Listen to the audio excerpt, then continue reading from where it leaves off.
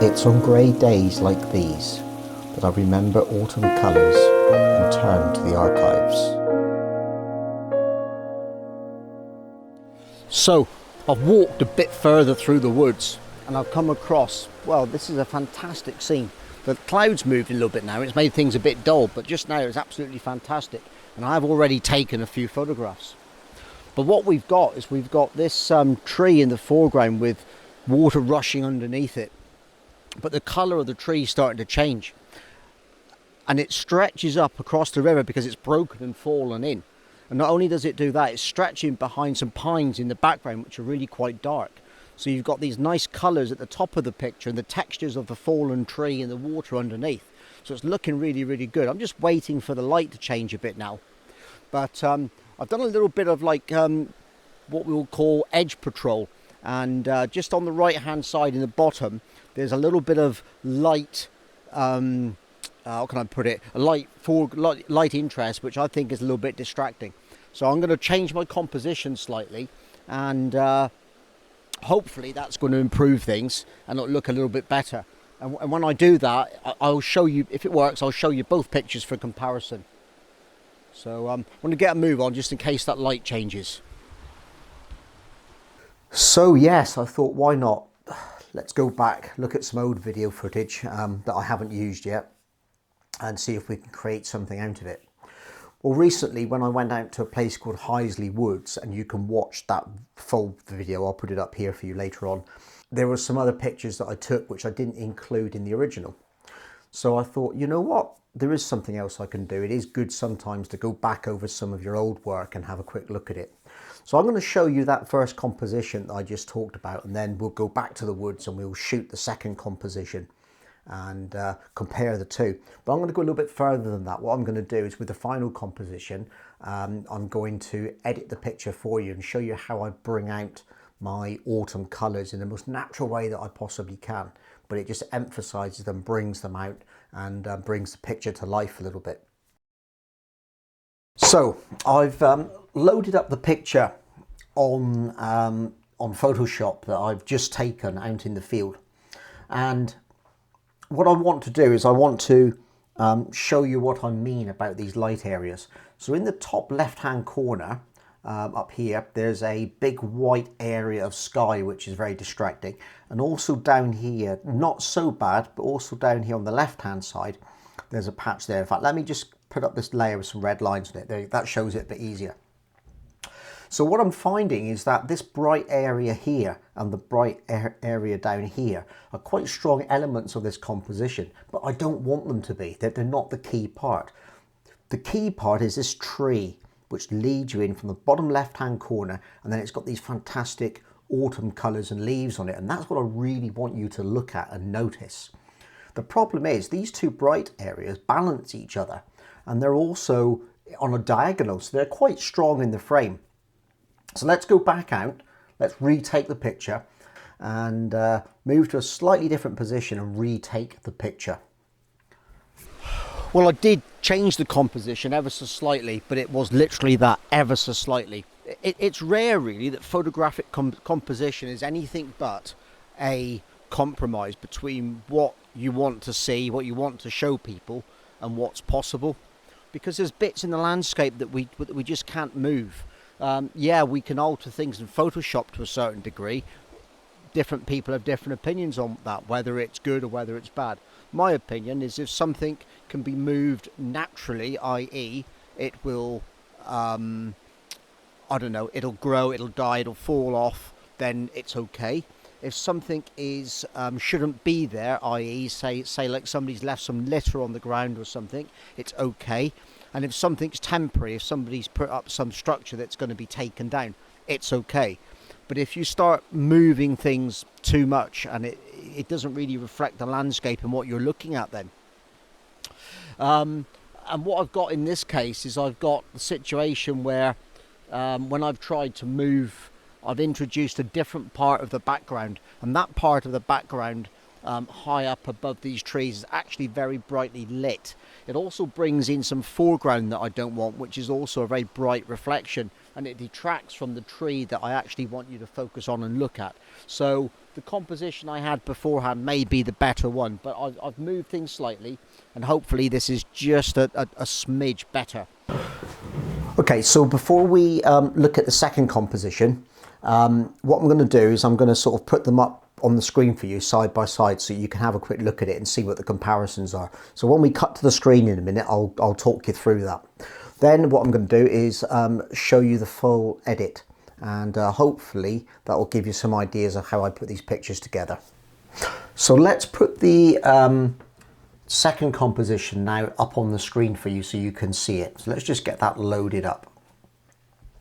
So I've done it inside Photoshop again for you, and I'm sure you'll notice the difference between these two. Well, you will in a minute because I'm going to put them side by side.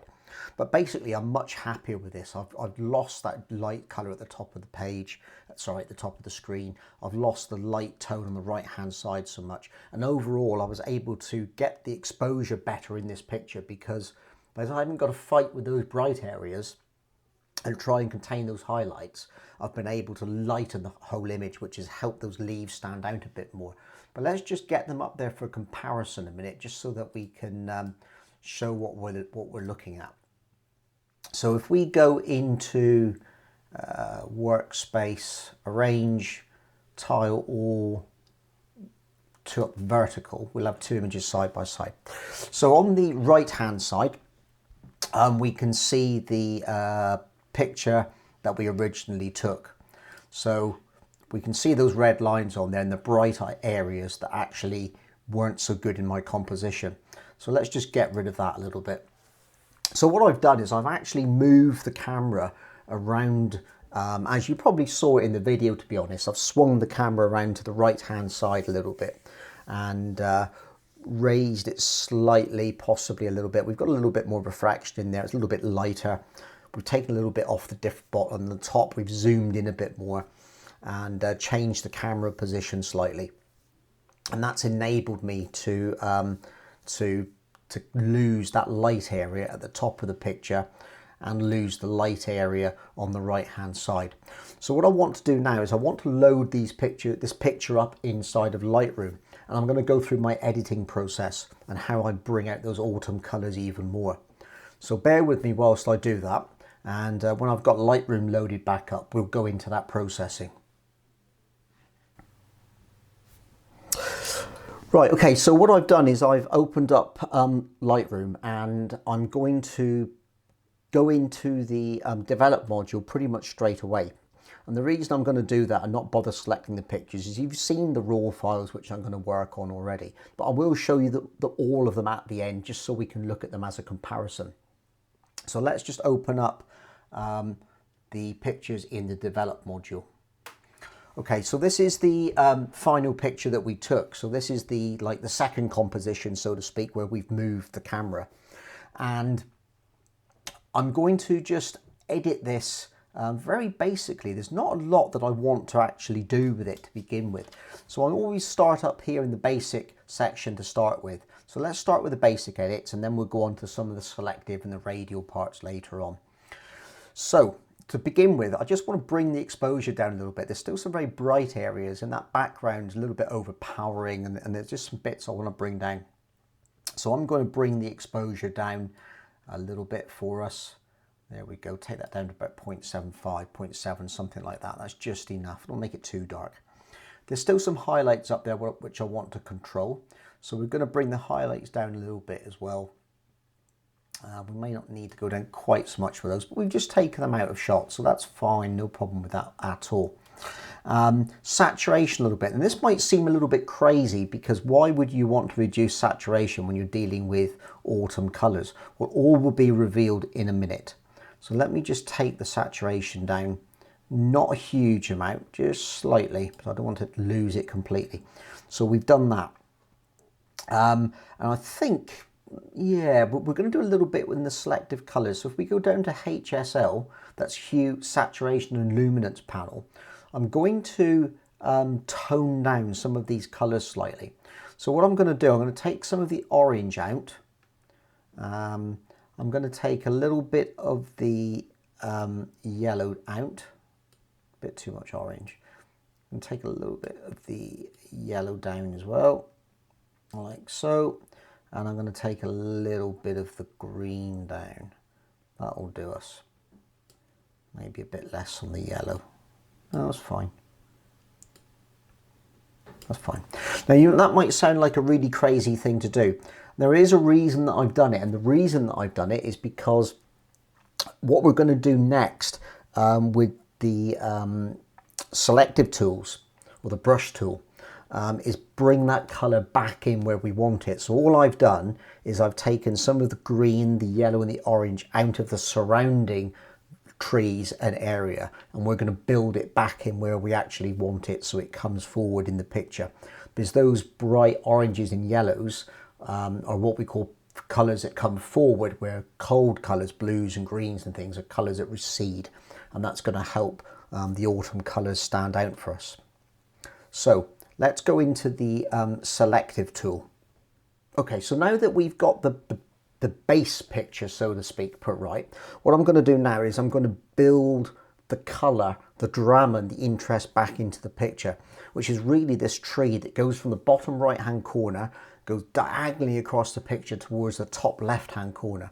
But we want that to stand out a little bit more, so we're going to give it some extra colour and texture in there as well. So we're going to do that with the brush tool. So if we just select the brush tool and we turn on the selected mask overlay, what you'll be able to do then is you'll be able to see what I'm brushing in as I do it. So we're just going to start down here, and we're going to go up through with this. We're going to reduce it when it gets to there, look, because the trunk gets a bit narrower, and we can increase it again there. I'm doing this very, very quickly. Obviously, if you were doing it for yourselves and I wasn't doing an instructional video, we could do it a lot quicker. Sorry, we could take a lot more time to get these areas correct. But you'll get a good enough idea of how it works with what I'm doing here now. Don't forget, if you make a mistake and you go over anything and you want to sort of take anything back or alter anything, again, it's very easy to do it. We can use what's called, the eraser tool. So if we pick the eraser tool up now and it's on auto mask, it'll try and find those edges for us. So we're just going to come down here and take out some of these bits down here. There you go. So it's just taking out some of that. It's not doing a bad job of finding those edges, actually, to be honest. So I'm quite pleased with that. But we're going to leave it as it is. So that's all that we're going to colour in and all that we're going to use for this example. So let's turn the mask off, because if we don't turn the mask off, you can't see the effect of your edits. So do you remember that we took colour out, we took saturation out, we took down the oranges, the yellows and the greens? What we're going to do now is we're going to put those back in. So we're going to begin with the exposure. We're going to make it a little bit lighter. So let's go back into that exposure and bring that back up. So we can go way over the top just to make sure that it's, I'd like to do that a few times just to make sure we are actually adjusting what we think we're adjusting. But we're not going to go up as crazy as that, because if we go too much, it would look unrealistic. So we're going to go up to 0.29, that's enough for us. I want to add a little bit more contrast back in because I want to make it a little bit more punchier and stand out. Remember, we're only doing that tree. This isn't affecting anything else at all. So there we are. I also want to do the texture as well, because using texture, clarity and dehaze can add a little bit of interest back into the picture again. So by using a bit of texture on there, we're going to make those leaves and those textures and the mossy branches and everything really, really stand out. So we're going to bring that up to about 24, something like that. And we're going to do the same with the clarity as well. We've got to be careful with clarity. Clarity can go way over the top if you just look at that one. So let's take that clarity back down and have it, just leave it around like 10 or 8 should sort of do it, just a little bit. We don't want a massive amount in there, we just want enough, but not too much. That's fine, that'll do. So next bit, saturation. Now this is going to make a huge difference because we took a lot of the saturation out when we did our original base sort of edit. Putting this back in now is really going to make a huge change. So let's bring that back up, and you can probably see that a lot there now. We're going to come quite a long way up with this. Yeah, that's fine, that'll do. There's one other edit that I would normally do on this, and that's to put in a radial filter. So we're going to click on that radial filter, and then we're going to go 1/8. And the reason I'm going to do this is I'm actually want to show you a vignette. So I want to darken the edges down and draw your eye back in a little bit more. It doesn't need a lot, but it's just going to be enough. So we're going to drag that out. We can change the shape of it and the position of it and everything in a minute, but we'll do that to start with. And we've got to make sure that our selected edges are on, just so we can see what we're doing. In fact, actually, that's pretty good. I'm probably going to go with what we've got there, to be fair. I might bring it down a little bit. There we go. That'll just darken those trees at the top a little bit more. So let's turn that mask off again, because if we leave the mask on, we're not going to be able to see the effect. Now we're going to tone the exposure down. We're going to come down quite a bit.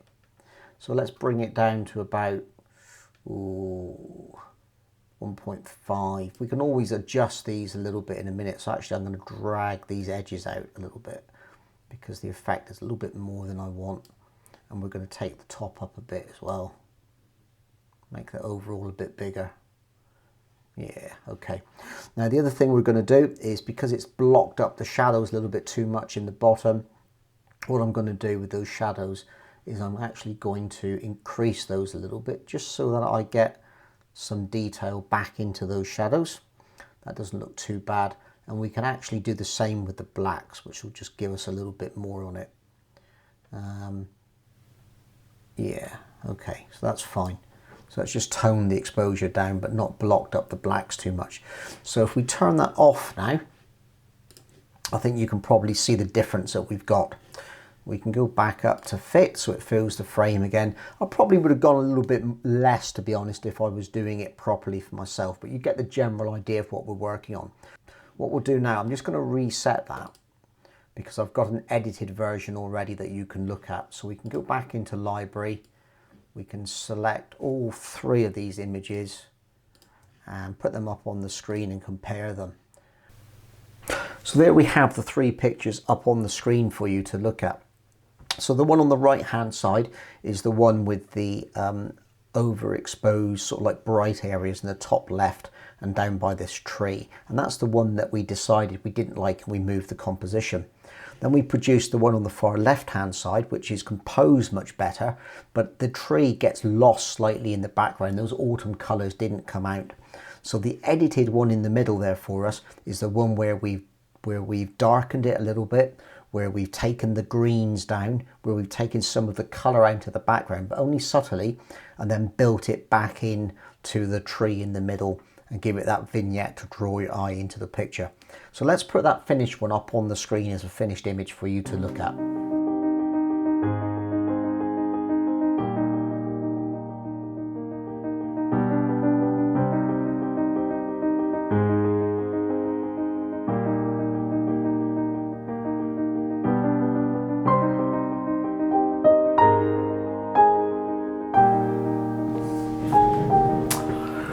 Okay, so hopefully you enjoyed that and found it quite useful. The techniques that I used, you know, I've used them basically to bring out colours and textures and things in autumn leaves and sort of make the background fall back a little bit. Now I've used it in autumn, but you don't have to use it in autumn. You can use it in winter, spring, summer, or whatever it is, for a whole range of different subjects. So please don't think you've got to wait until autumn to use these types of techniques.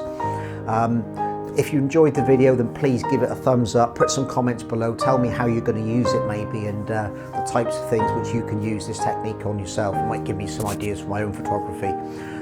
Also, of course, if you enjoyed the content, you want to watch some more videos, please go ahead and do that. If you enjoyed it and you haven't subscribed yet, please go and subscribe. But most of all, go out, enjoy your own photography, and hopefully you'll come back for my next video.